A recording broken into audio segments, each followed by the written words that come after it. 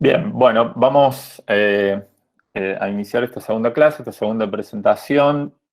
Profundizaremos algunos conceptos generales que ya vimos en la clase pasada y nos vamos a ir introduciendo en algunos particulares como nos gusta, de lo general a lo particular.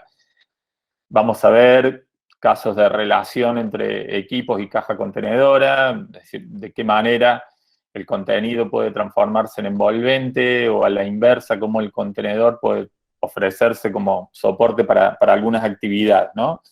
También vamos a navegar en algunos casos de representación de proyectos de equipamiento que tienen algunas particularidades respecto de la presentación tradicional. Y finalmente les voy a contar el ejercicio que vamos a iniciar hoy y que luego van a explayarse los profes en sus talleres. Por supuesto, cada imagen que aparece nos gusta referenciarla. En este caso, que es la imagen del flyer también para la clase, es el pabellón de Perú para la Bienal de Arquitectura de Venecia, de Felipe Ferrer.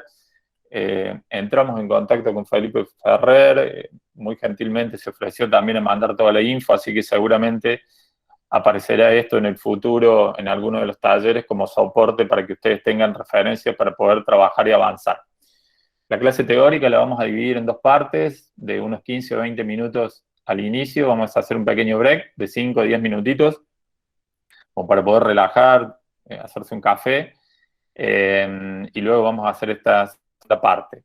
Al final de la clase teórica siempre nos gusta, aparece como una especie de reseña bibliográfica donde aparecen detalladas las obras que se van a mostrar en esta presentación y que obviamente vamos a poner a disposición de ustedes también en el blog y en las redes para los que quieran ampliar, porque siempre se trata de un pantallazo, digamos, ¿no? Bueno, ilustraremos también algunos axiomas que nos interesan dejar sentados como base.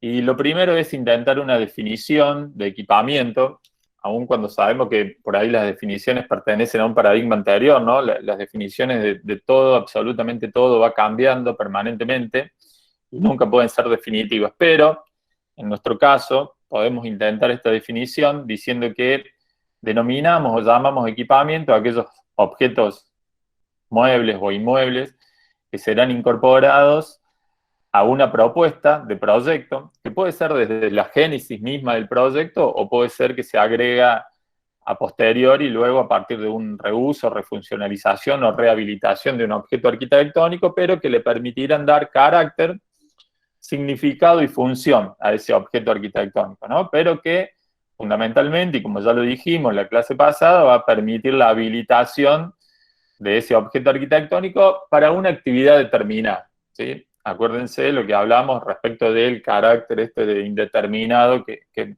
nos gusta mencionar siempre o caracterizar el objeto arquitectónico.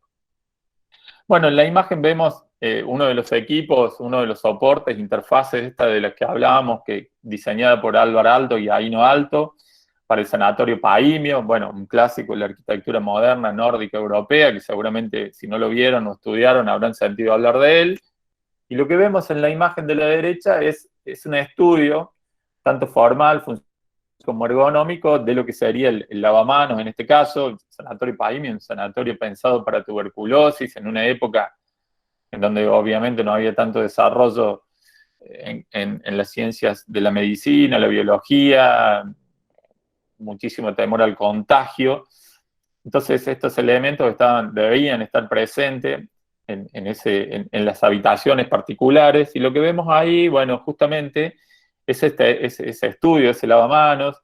Vean la distancia que debe haber entre el grifo y las manos para que el grifo no sea infectado por quien se lava las manos, que supuestamente ha tocado antes al paciente. Entonces ahí tiene que haber una distancia de registro para no tocarlo. Vean que también está diseñado o al menos estudiado cómo el agua esa va a rebotar en los laterales y cómo va a salpicar para evitar salpicar por fuera también. El borde de esa bacha, cómo está diseñada y pensada para evitar el rebalse. Esto es lo que nosotros denominamos, lo que se denomina un detalle uno en uno,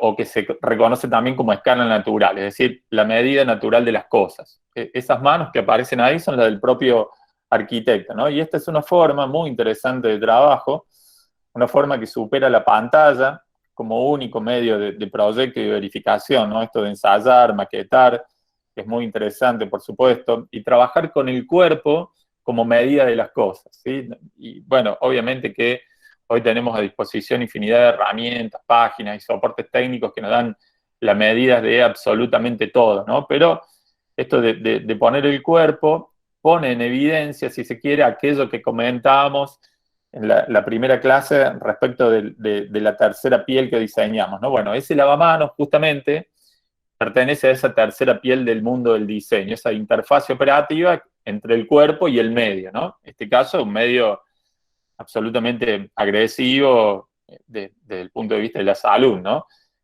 Bueno, en palabras del propio Alto, donde en este caso hace referencia a la necesidad de un equipamiento específico, según las funciones de cada local, de cada habitación.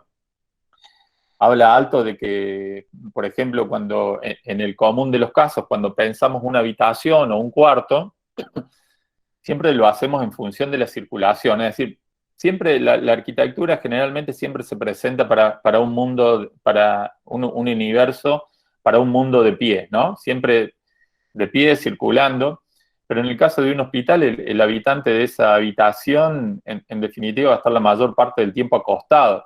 Entonces cambian absolutamente los ángulos de las visuales, los ángulos de la línea de horizonte, cómo incide el sol, cómo la luz artificial, cómo debería ser el mobiliario de ese espacio. Obviamente las camas necesitan una altura especial, tanto para los médicos como para el paciente, la circulación del aire, las alturas, las dimensiones, bueno, todo cambia, ¿no? Entonces, bueno, ahí en esa reflexión Alto habla justamente de que esto de que la mayor parte del tiempo se pasa de manera horizontal, entonces los colores, la iluminación, el mobiliario, la calefacción, debe diseñarse con esto en mente, ¿no? Bueno, esa capacidad de reflexionar y de ver que tienen los maestros, que siempre es necesario poner de manifiesto a la hora de aprender y de enseñar arquitectura, como decimos. Eh, bueno, esto como un paréntesis, esto viene a cuenta un poco de lo que hablamos siempre de generar en ustedes un background o una especie de cultura general del diseño y la arquitectura del proyecto, ¿no? Eso que ven en el centro de la pantalla abajo es el sillón Paimio, justamente lleva el mismo nombre del hospital, fue diseñado por Álvar Alto allá por los años 20, que hoy es un clásico del diseño contemporáneo, moderno. Por supuesto, la patente la manejan grandes empresas del mundo, fabricantes de mobiliario, la ACNOL creo que tiene la patente del sillón Paimio, pero en definitiva lo que les quiero transmitir, perdón, pero en definitiva lo que les quiero transmitir un poco viene a cuento y en relación, y tiene una continuidad discursiva con lo que le escuchábamos a Vinicius Andrade en la clase pasada, ¿no? Esto de las múltiples escalas del diseño. Vean en esos dibujos, arriba, alto, cómo a la izquierda aparece ahí muy chiquitito toda la idea del edificio. El edificio tiene un cuerpo envolvente, pero a su vez también aparece el sillón, aparece la luminaria, inclusive una subestructura ahí metálica que va a soportar un cielo raso. Vean en ese dibujo en perspectiva un punto de fuga, el lateral derecho de esa envolvente curva que aparentemente está resuelto con maderas alistonadas. Vean cómo llega al piso, está pensado cómo llega al piso, ¿no? De manera puntual, deja atravesar la luz, quizás para la limpieza, para favorecer eso. Estas son cuestiones que obviamente se van desarrollando con la experiencia, con el tiempo, pero ya en alumnos y alumnas de nivel 5, esto de ir proyectando la idea y a su vez ir pensando posibles soluciones técnicas, ¿no? Esto ya debe ser permanente. Y entonces vemos la coherencia formal entre el edificio, el equipamiento y el mobiliario, ¿no? El sillón Paimio justamente, bueno, es una época de mucho desarrollo de la tecnología de la madera laminada curvada, entonces se pone de manifiesto eso y a su vez encuentra correlatos justamente en la forma del diseño nórdico, absolutamente orgánica en relación con la naturaleza, pero lo que resuelve ese sillón es que elimina los ángulos rectos, ¿no? Entonces, para una situación de nivel de alto contagio, situación que hemos vivido ahora y que seguimos viviendo, ¿no? Esto de llegar de la calle, limpiar el calzado, limpiar las cosas, evitar la acumulación de gérmenes y demás, y ustedes saben que los ángulos rectos son los más complejos de higienizar e inmunizar, ¿no? Entonces, justamente este sillón, el discurso, más allá de las cuestiones de confort, la cuestión de la forma, la función y la relación con el entorno y el contexto, el discurso también iba por ese lado, ¿no? Un sillón absolutamente higienizable y posible de inmunizar a partir de evitar los ángulos rectos. Bueno, seguimos. El equipo, de alguna manera, o el equipamiento colabora en la construcción de un espesor cultural. Esto lo dijimos también en la clase pasada. Y podríamos hablar de ese espesor cultural refiriéndonos a estos 4 valores, ¿no? Por un lado, el valor histórico, también algo mencionamos, lo que les interese profundizar, Baudrillard, el sistema de los objetos, una publicación de hace muchísimos años, pero que pone de manifiesto esto, ¿no? Cómo el equipamiento del mobiliario de alguna manera representa épocas y genera memoria.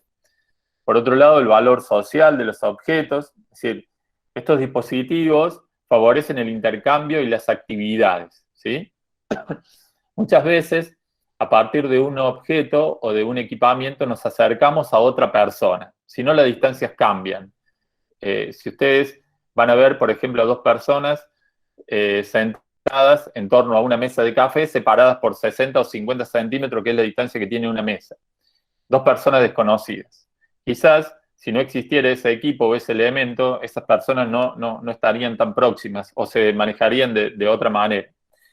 O estos puntos de referencia que implican en el espacio, como el mueble de recepción, en este caso, en donde evidentemente ordena la circulación. Es decir, yo ingreso a un edificio público y automáticamente me dirijo a ese objeto en donde hay una persona, pero ese objeto parece como esa interfase necesaria para poder interactuar y generar, obviamente, poder resolver las actividades propias de esa situación o esa zonificación del programa arquitectónico.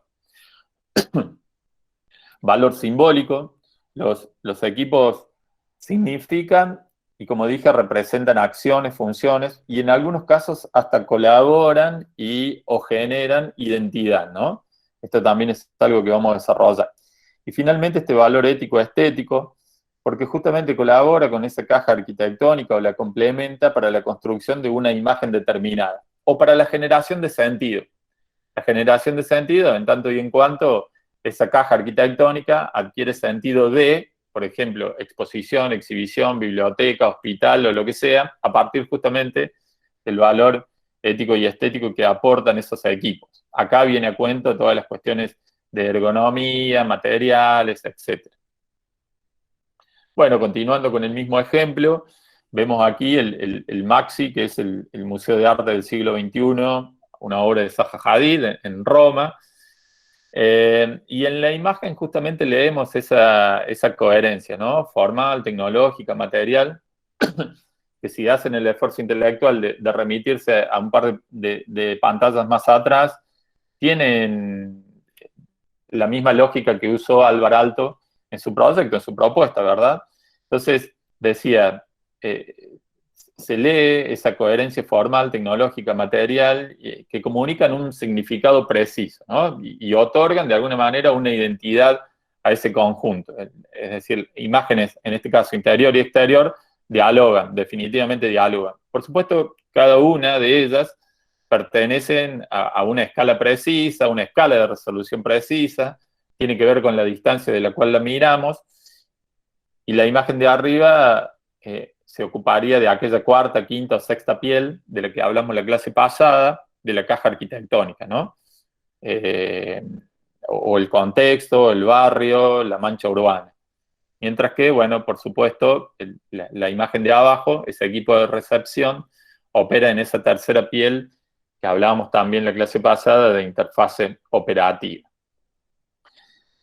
Los equipos también tienen esta capacidad de ordenar el espacio, de generar su espacio en su devenir, una especie de organización de urbanismo de interiores, si se quiere, que queda configurado a partir de la aparición estos equipos en cualquier espacio o objeto arquitectónico, ¿no? Y bueno, por supuesto, cada equipo tiene, como desarrollaremos en profundidad también más adelante, pero a modo introductorio, también tiene diferentes estrategias constructivas, por supuesto, modos de instalación, una imagen determinada, diseñada por el proyectista, el diseñador, y complementada en la fase pragmática, productiva, ejecutiva. Esto también viene a cuento de lo que mencionaba antes, ¿no? Es decir, bueno, cuando voy diseñando y proyectando, me voy imaginando posibles soluciones tecnológicas, ¿no? Y vemos, en este caso, en las imágenes de arriba el equipo finalizado y en las imágenes de abajo un poco el equipo al desnudo, ¿no? Donde no se ve el esqueleto, pero sí se ve una piel subcutánea aún, que está resuelta con listones de madera, listones muy finitos, que permiten ese facetado casi imperceptible, que luego con el lacado superior, masilla y laca, van a terminar conformando esa superficie absolutamente pulida, curva y demás, ¿no? Estamos hablando siempre en torno al mismo ejemplo, que es el Maxi de Saja en Roma. Y bueno, en arquitectura diseñamos mobiliarios y equipos que denominamos ad hoc, ¿no? Este es un término griego que significa para una situación determinada o para una locación determinada. Es decir, no trabajamos con equipos industrializados o seriados de gran repetición y multiplicación, ¿sí? Sino que lo hacemos con este tipo de equipamientos y que tienen por objetivo, como dije, para el caso del equipamiento institucional, justamente reforzar la comunicación de la institución, evitar referencias externas y colaboran también, como lo expresé antes, con la imagen o identidad corporativa o institucional del encargo de arquitectura. Y menciono esta situación porque puede pasar que esos equipos sean definitivos, puedan ser que muten o cambien en el tiempo, o que deban ser reubicados y readaptados a otras locaciones, ¿no? Como nos mostró Vinicius, por ejemplo, en el caso de los montajes diferentes que tuvieron que hacer para la exposición Tropicalia, que se desarrolló en distintas locaciones, ¿no? Esta también es una característica que tiene este tipo de proyectos, que ustedes van a proyectar, por supuesto. Esta propiedad de los equipos, bueno, va a estar reforzada por el resto de los componentes del espacio físico, ¿no? Los solados, los cielos rasos, los envolventes, los elementos de confort, pero también con el resto de los componentes encargados de generar atmósferas y que refuerzan, por supuesto, las intenciones de diseño, ¿no? Los puntos de fuga, la capacidad de marco de la arquitectura, las tensiones, líneas de horizontes y demás, que implican trabajar en un vacío tridimensional. Como dijimos, vamos a trabajar en este caso. Y todo equipo necesita como cierta logística constructiva, ¿no? Para su montaje. Y en algunos casos también para ser desmontados. Tal es el caso de las arquitecturas efímeras. Aquí aparecen recursos como la modulación, los vínculos, las uniones, el tamaño de los componentes que deben ser previstos con cierta anticipación. Generalmente este tipo de equipos no es producido in situ, sino que se utilizan talleres externos, es decir, herrerías, carpinterías, talleres mixtos, para luego sí, en la obra, generar un montaje. Pero ese montaje también tiene que ser pensado, tiene que ser cuidado, saber, por ejemplo, si podemos soldar o no dos piezas metálicas en obra, por ejemplo, si existe un piso que tiene que ser cuidado, que es patrimonial, o simplemente un porcelanato. Yo no puedo venir con dos estructuras metálicas, unirlas y que el herrero venga y la suelde así como así, porque la esquirla que desprende la soldadura quema el porcelanato, lo mancha, lo marca. Entonces tengo que tener las precauciones, cuidar, saber todo eso, que eso obviamente, como dije, también lo da la experiencia, pero una buena mano de obra, por supuesto, colabora en este tipo de cosas. Pero en definitiva ahora lo que tenemos que saber es eso, ¿no? Que estos equipos implican una logística, una cosa absolutamente natural, como por ejemplo que pase por la puerta, ¿no? Vamos a trabajar con estructuras o tridimensiones ya dadas, entonces hay una abertura determinada. Pensar que voy a diseñar y modular ese equipo para poder compartimentarlo en tantas piezas necesarias como para que pueda entrar por una puerta, ¿no? Esas cosas hay que tenerlas en cuenta, por supuesto, cuando diseñamos y proyectamos este tipo de arquitecturas. Y ahora, como contraposición, vemos aquí un ejemplo que resuelve una misma situación, es decir, un mueble de recepción. En este caso se trata del Museo de Londres, el equipo, el mobiliario está realizado por el estudio de Paul Croft, pero lo traigo a colación justamente porque, desde mi punto de vista, se contrapone a los ejemplos anteriores, tanto al de Aalto como al de Hadid, ¿no? Es decir, de alguna manera lo traemos como contraejemplo de lo visto anteriormente, porque acá no se ven aparentemente consideraciones por la preexistencia, es decir, la forma del equipo no dialoga con el espacio, no se tuvieron en cuenta esas columnas que irrumpen sin criterio alguno, en el caso de la columna de la izquierda, perforando e incomodando la mesa de trabajo, en el caso de la columna de derecha, en el paso, el solado, que tiene una lógica geométrica determinada, con cambios aparentemente en las texturas o en la antigüedad de la madera, tampoco se tuvo en cuenta a la hora de diseñar el equipo. Y la materialidad del equipo, por supuesto, que si bien puede ser una estrategia contraponerse, es decir, a unas estructuras absolutamente antiguas, en donde dejan ver el material, cierta construcción brutalista y demás, me contrapongo con una cuestión pulida, reflectante, no está mal como estrategia. Pero cuando no dialoga con ninguno de los componentes de lo que es el diseño, es decir, no dialoga con la forma, no dialoga con las preexistencias, con las circulaciones, con la función, con las estructuras, bueno, ahí aparece como cierto ruido, ¿no? Es decir, ese juego de positivos y negativos necesita al menos un código en común como para poder leer y ver cierta coherencia, ¿sí? Bueno, luego de ver estos ejemplos y como componente o complemento también de lo visto en la clase anterior, podemos responder ya a esta pregunta, ¿no? La pregunta es si es posible habitar un espacio, un vacío, sin equiparlo.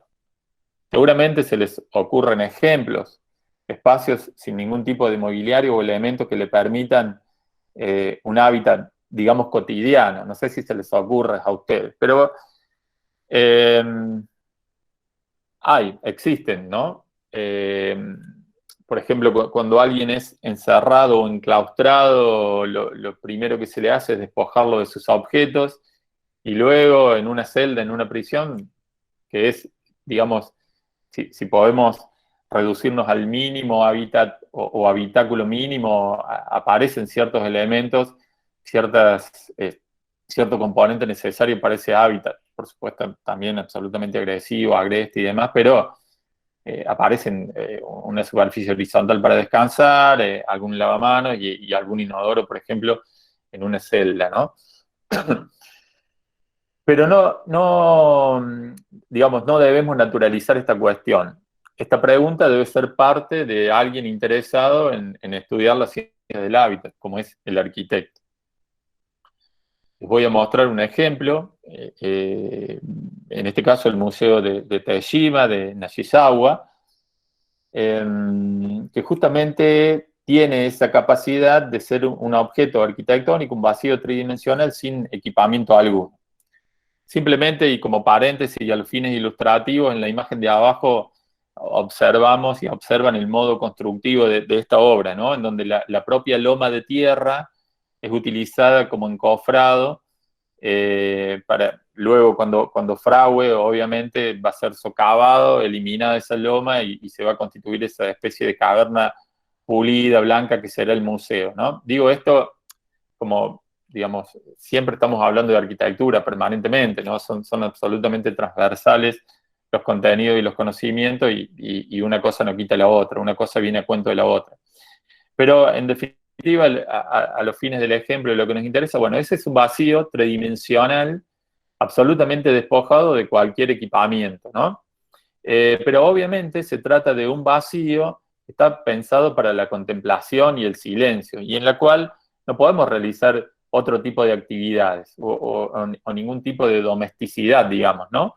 Entonces, bueno, sí, existen esos vacíos, la pura caja, pero que de alguna manera podemos decir que es inútil para el hábitat cotidiano.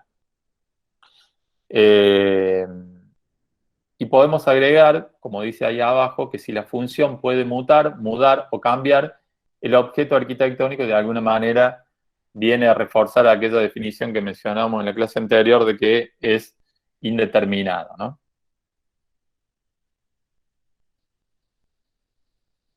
Bien, bueno, estos conceptos los consideramos centrales, tienen un poco que ver con lo que mencionábamos la clase pasada, refuerzan algunas definiciones y nos vamos aproximando a cuestiones técnicas, de proyectos, constructivas, de logística, que vamos a desarrollar y vamos a trabajar en esta parte, ¿sí?